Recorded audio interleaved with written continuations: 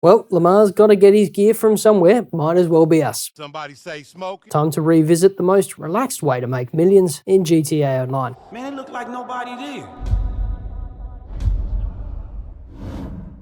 My name's Dan, and I'm an old grumpy gamer. The indoor farm in GTA Online is a brilliant little business that's recently undergone some solid improvement over the last few DLCs. So first up, the economics. The San Chiansky Mountain Range unit will set you back 715,000 or 2,291,500 with the upgrades. One resupply of this bad boy will net you 189 grand and take around 3 hours and 20 minutes to produce. If you want to fill the farm to capacity, it will take 1 2/3 resupplies and bring it 302.4 per run. Assuming you've purchased your supplies, that works out to a net profit of around 34,500 per hour, and that means we're looking at about 66 hours or so to recover your capex. Now, while we're on profitability and before we move on to actually running your biker business, there's one additional thing to consider: your nightclub. If you own a nightclub and you've upgraded the warehouse in the basement, you may have noticed a whole bunch of products your staff can source there. The nightclub warehouse goods are tied to other businesses in the game, and in this case, owning the wacky green stuff unlocks the organic produce. To purchase your business, head to your MC clubhouse. Find the office, which is normally tucked away in a corner somewhere. Look for an icon of a laptop on your minimap. Sit down at the computer, log in, buy business, and you'll be presented with a list of businesses, and there's a filter on the left if it's a bit cluttered. Select the one you're after, remembering the cheapest option is absolutely okay, but if you can get one to the north of the city, that's even better. Click the business you've decided on, then buy now and any other confirmations. Head out of the building, set a marker, and head over. The first time you walk into the business, you'll get a quick, one-time, silent briefing. Remember, the MC businesses were set up before Rockstar did elaborate storylines for their DLCs, so pay attention here, it's important. After the briefing, head to the laptop. There's an icon to show you where that's at. Controls are top left, log in, then click setup, top left, confirm, and you'll be immediately booted from the facility, and LJT will give you a bell. After Lester's finished banging on, there will be a new marker in the map for what is typically a pretty basic fetch quest. Head over, find the supplies and collect them, head back. And another quick silent briefing, so pay attention. And that's it. Next up, upgrades. Head back to the laptop, log in, upgrades, pick the first one, confirm, get booted from the PC while the business is being upgraded, take a quick look around at the upgrades if you're keen, then rinse and repeat for the other two. Okay, with that done, you now have a full set of supplies and staff incoming. Time to walk away for a while, and how long you walk away for depends on the business. The wacky green stuff takes 3 hours and 20 minutes to produce, which will net you 189 grand. But what happens when you run out of supplies? Well, a couple of things. Firstly, if you're not on it pretty quickly, LJT will give you a bell and let you know, so you can relax there. But ultimately, you'll need to resupply the business. And we have two options, 3 if you include the stash houses, but 2 really. The easy and most efficient way, especially if you have multiple businesses, is to simply purchase supplies. This will cost 75,000, but will save you about 40 minutes to an hour. If you're running multiple businesses, or you own an agency or a casaka, the money you make in that 40 minutes far outweighs the out-of-pocket expense. To purchase these supplies, either head to the business itself and log into the laptop, or to the arcade and the master control center if you own one. Once you've logged in, click resupply, buy supplies and any confirmations. Now, a couple of quick notes here. If you resupply early, that is before the supplies have run out, the supplies may be a bit cheaper, so you don't need to wait until the business is completely empty to resupply. Option 2 for supplies is to steal them. Now, there is a massive issue with doing this. Sure, it saves you a bit of coin, but stealing supplies only nets you 20% of what purchasing them does. So that means you need to do 5 individual supply runs for a full resupply of your business. Each run takes between 8 and 12 minutes. So that's 40 minutes to an hour of grinding. Unless you are literally flat broke, you are way better off purchasing supplies. Anyway, if you're super keen to persist down this road, Same as before, head to the business itself and log into the laptop or to the arcade and the master control center. Resupply, steel supplies, booted, quick call from Lester, Long John Teabag, and a new marker will appear. Now there's about a dozen different resupply missions. Some will need you to literally steal supplies from rivals, others will need you to liberate some stuff from lockups, and some will require you to intercept a delivery drop. Regardless, they're pretty straightforward. Just make sure you have full weapons, armor, and ammo before going in so you're not caught on the hop. And you can stop at ammunition on your way to the drop if you're a little under-equipped. Also, if you're brave enough to do these in a public lobby, other players will be incentivized to steal or destroy your supplies. So I recommend doing this in an invite-only lobby instead, unless you're looking to get properly griefed. One other option that's recently been added is the stash houses. These are great because they're a super quick and easy way to resupply, but they can be a bit hit and miss because you only get one opportunity per real world day and the resupply itself is random. But anyway, if you head down this route, head to anywhere in the open. Open your map, look for a little purple house, set a marker and head over. Down the stairs and take out the 5 guards, and there are always 5 guards. Find the yellow post-it and note the safe combo, over to the safe and unlock them, then back up the stairs and get the heck out of Dodge. Once you clear one of your businesses will get a full resupply. That's the full 75 grand worth, but you won't know which one until it's randomly selected at the end of the mission. You'll also get 30 grand in your back pocket, which is a nice little bonus. So if you're going to do this, I'd suggest maybe doing it at the start of a long session so you can skip at least one resupply and then get on to the rest of your business. Okay, it's been a minute, you've racked up some product and you're ready to sell. Oh, and while we're on sell missions, some YouTubers will use the term sell your business regularly, and that confused the crap out of me. You don't actually sell your business. What they mean is you sell your stock inside your business or your warehouse. You still keep the building. Anyway, head to the business and over to the laptop. And you always want to do this from the business rather than from the master control center. Starting these from the arcade can cost you valuable time. So from the business itself. Now, before we get started on the missions themselves, when you walk in, you'll see a product bar, and that is a good indicator of how many vehicles you're going to get. If your product bar is less than 1/3 full, you'll get a single vehicle, probably 5 stops, but a single vehicle, which makes a delivery quick, easy, and solo friendly. Between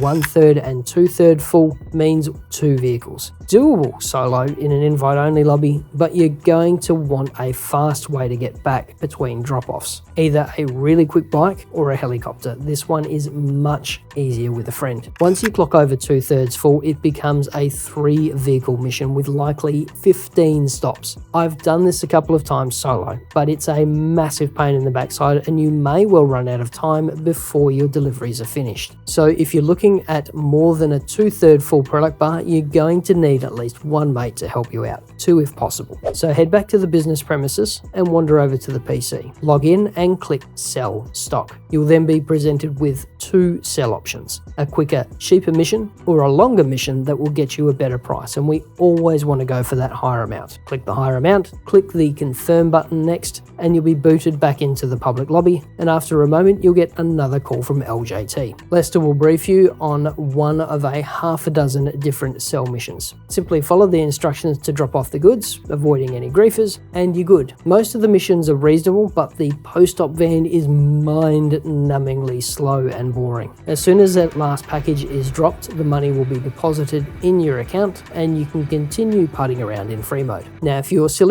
brave enough to do this in a public lobby, which will net you a 2% high demand sell bonus for every player in the lobby, although I believe that's now capped at 18 players or 36% as of the Mercs DLC. But anyway, if you do this in a public lobby, players will be incentivized to destroy your shipment. If that happens, the moment your shipment is destroyed, change lobbies or exit the game. If you're quick enough, the game won't register your product as being destroyed. When you either boot back up or land in the next lobby, most of your product will still be intact. I think you might lose one package this way, but most of it will still be intact. If you get the post-op mission, you can also do this trick to try and get something a little less tedious at the cost of a little bit of stock, so probably worth it. Right, one last thing to touch on with the MC businesses is raids. every 4 active hours or so, there's a chance the cops will raid one of your businesses. If they do, the cops will destroy any product that you have in the business, destroy any supplies that you have, and arrest all of your staff. You'll get an on-screen notification when the raid starts. If it's left unchecked or unchallenged, like say if you're AFK, this means the business will lose everything and you'll need to do another setup mission to get rolling again. If you catch it early, that is while the cops are still at the business premises, you can head over and kill all of the raiders and your business will remain completely intact. This is absolutely the ideal scenario. Miss the notification or take your time with it and the cops will make off with your staff and product, in which case you'll need to chase them down and liberate whatever they have, then return to the business with whatever you can. Now, from what I've been able to ascertain, the raids themselves will only happen if you've been in the game for at least a few hours, and you're registered as some kind of boss, and you're in the open world, and you're not participating in an open world mission. Raids have never happened to me when I'm in an unrelated building, like my arcade or executive office, and I've never had one while doing a prep mission for Kyo, Dre, or anything like that. Raids will never happen if you're in a contact mission or race either. So I've found the way to minimize the impact is to take a break, like literally shut the game down and take a break every few hours, which honestly is probably a good idea anyway. Limit boss time. So only stay registered as an MC club president for the absolute minimum time, like when you're checking on progress of production, supplies, etc. Retire the moment a sell mission or supply mission is complete too. Be mindful of your location. If you're on a longer session, only register as a club president when you're physically in one of your businesses and retire before leaving it if you can. And limit AFKing. Only AFK for a few hours at a time. If you want to AFK for a long time, you may need to shut down the game after a few hours, then reboot it to reset the timer. None of these are guaranteed, of course, but I found them helpful in minimizing raids and therefore stock loss and wasted time. And that's it. Thanks for watching. Stay safe, wash your hands, and we'll see you in the next video. Now, it's LD's turn to come up. How's that for a sample? Okay, I see you. Nigga, that's some good shit. You damn straight. That's that pie. All right. Hey, you get going on those.